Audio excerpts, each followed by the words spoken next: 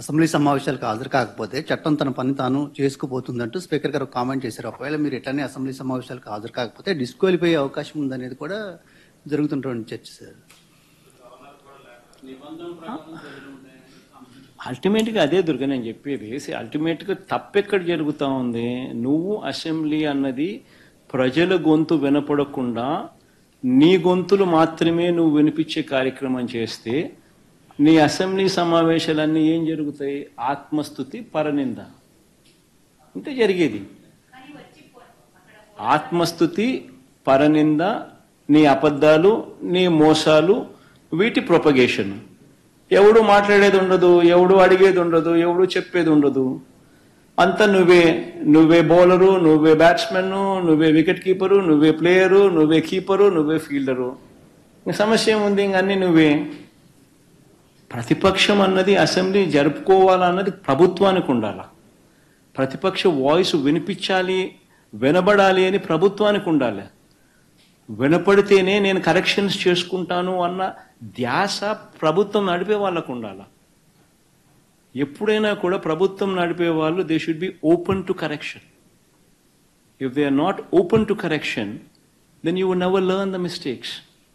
విననప్పుడు, కనపడనప్పుడు, వినకూడదు అని అనుకున్నప్పుడు నువ్వు తప్పులు చేస్తూనే పోతావు. That is what you doing.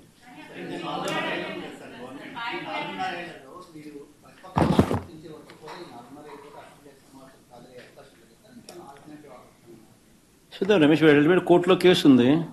Summons last time స్పీకర్కి సమన్స్ ఇచ్చినారు. స్పీకర్ రిప్లై ఇవ్వలేదు సమన్స్కు.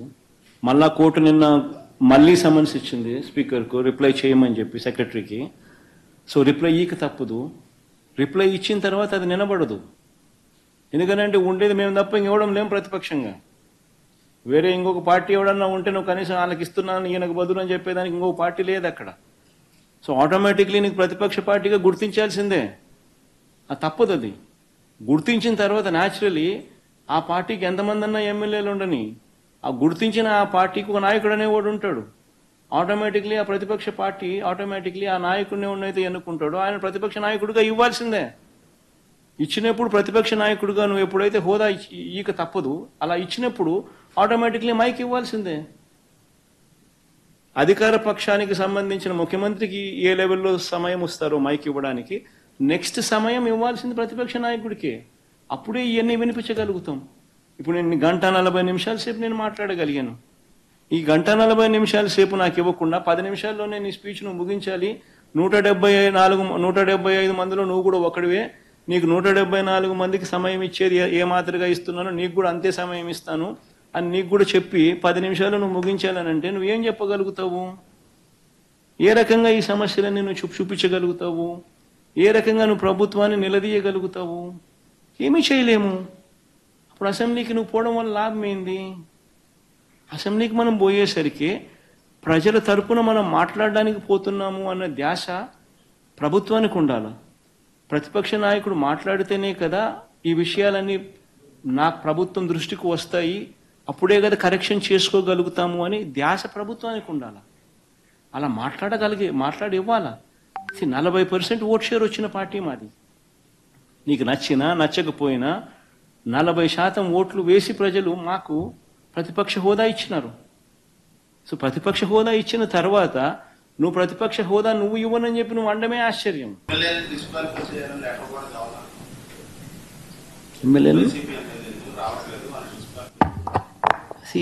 డిస్క్వాలిఫై చేయగలగడం అన్నది వీళ్ళ చేతుల్లో లేదు. నన్నున్నా చేయగలుగుతాను, చేయమను, రమ్మను, రెడీ, రమ్మను. Tense. But never the case where you actually take people, beat up people, never such cases. You can't do that.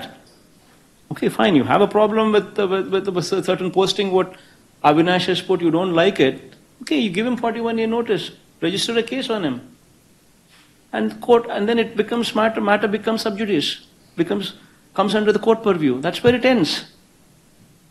But what are you doing? You're taking law into your own hands. You're making an arrest, what you're not supposed to do. And not only arrest, you are ensuring that an orchestrated harassment takes place where on one particular individual in five or six different police stations, you are lodging cases. And you're booking that person in 5 different locations. And you're taking them everywhere. And you're arresting them. These are illegal detentions. This is not right. Play according to the law book, rule book. If you're not going to play according to the rule book, then you're doing something which you're not supposed to do. This is exactly what we're questioning. Sir, you're saying opposition leaders' voices are being stifled. At the same time, your sister Y.S. Sharmila yesterday, she is demanding that YSRCP MLAs who have not attended assembly resign because they're not even part of assembly sessions. Let's not talk about my sisters here. They have 1.7% vote Sir, share. sir. The Congress party has 1.7% vote share. Let's not talk about a party which is insignificant in Andhra Pradesh. Please, let's not talk. Sir assembly సమావేశాలకు హాజరు కాకపోతే చట్టం తన